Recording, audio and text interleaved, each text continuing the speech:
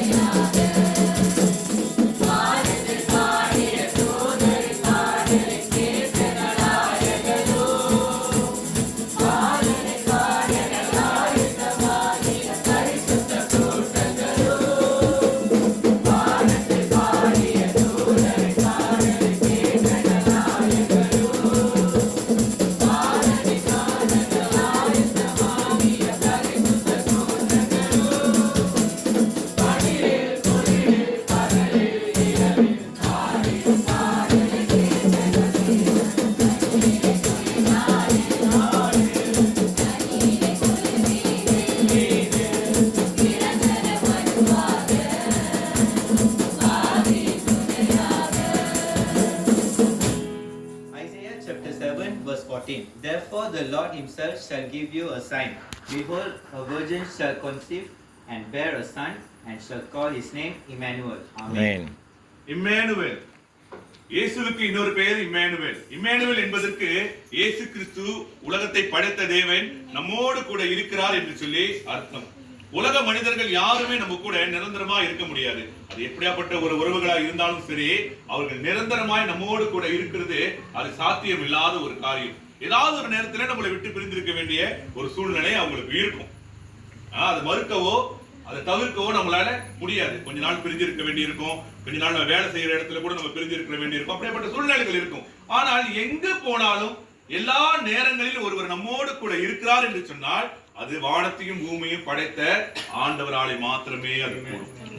வேதம் இப்படியா சொல்லுகிறது, நீங்க கவலைப்படாதீங்க, நீங்க திகையாதீங்க, நான் உன்னோடு கூட இருக்கிறேன். அந்த உன்னோடு கூட இருக்கிறேன் எப்பொழுதெல்லாம் இருக்கிறேன், எப்போதுமே இருக்கிறேன். எப்போதும் உன் கூட இருக்கிறேன்.